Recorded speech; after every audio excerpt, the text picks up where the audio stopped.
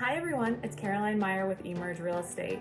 So today I want to talk to you guys about what to save for when you're buying a home.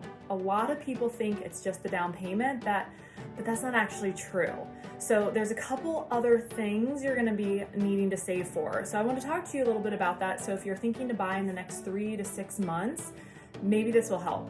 So besides just the down payment, which most people know about, you have earnest money, which is your good faith money that you're going to be buying the home. You have your inspection costs. So whenever you buy a home, we fully recommend that you get a home inspection so you really know what's going on with the home that you're actually purchasing. An appraisal. So if you're going to be doing a financed option, meaning you're going to have a mortgage on your home, you're going to be having an appraisal, and there's different price points with that. And then lastly are your closing costs. Now, let's break this down a little bit more so that you feel comfortable. So with your down payment, there are different options. There's obviously 0% down, 3.5%, 5, 10, 20, fully, 50% we see nowadays, but those are going to be dependent on your type of mortgage that you're getting, and then that's going to be a conversation you have with your mortgage lender. So earnest money, this is your good faith money that you are putting towards your offer on a home to show the seller that you really do want the house. Now, you don't have to put earnest money down, but in our market, which is Columbus, Ohio, we are seeing anywhere from $500, $1,000, $2,000, $3,000, $5,000. Sometimes people put up to 1% of the actual purchase price of the home down for the earnest money. So next, after the earnest money, you have your inspection. So an inspection can cost anywhere from $200 to $400 typically. And there's different types of inspections as well. It's not just one inspection for everything. There's termite inspection, there's different sewer scopes that might not be included with certain inspections, but generally you're going to be paying about $200 to $400. And that is within the first 7 to 10 days typically of you going into contract. So next, after the inspection, you have the appraisal. Most of the times you're going to be paying your appraisal up front with a credit card generally. There are some lenders that you pay your appraisal at closing, but let's just say for the sake of this that you have to pay up front. And generally it's within the first 2 weeks, maybe even the third week of going into contract, depending on your contract, obviously. But appraisals can be anywhere from $400 to $600, and that's just for the first time. Let's say it doesn't appraise. The appraiser is going to have to go back out if the seller makes changes so that it will appraise. You have to pay again. So that's another couple $100.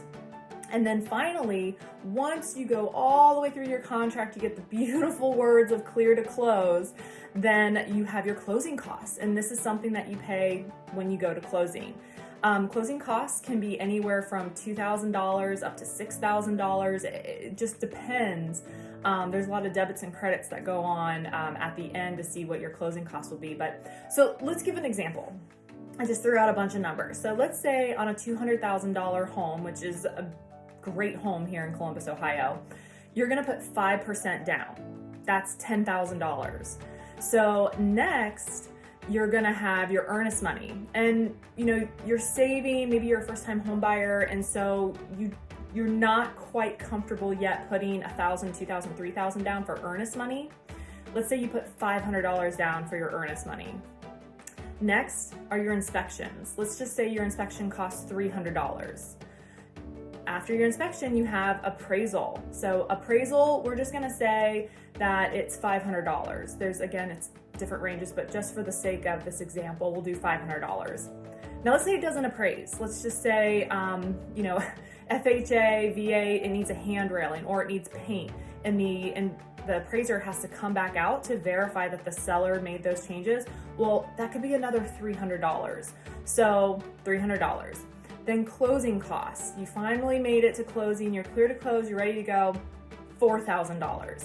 So in the example of a $200,000 home where you're only thinking of putting 5% down for, let's just say, a conventional loan, you're gonna have to bring an additional $5,600 to the table of this contract. And what I mean by to the table, it means your earnest money, which is going to be paid up front. Generally, that's paid right when the contract is done or right after the inspection period or request for remedy period. Then you have your inspection, your appraisal, potential second appraisal. Those all are going to be upfront costs. And at your closing, that's where you bring all the rest of the money. So if you're thinking of putting 5% down on a $200,000 home, make sure that you have an additional potential $5,600 for everything else that goes into it. If you have any questions and want to know a little bit more about what to save for when buying a home, give me a call. I work with a lot of different great lenders that can go down and talk about exactly what it's going to look like for you specifically.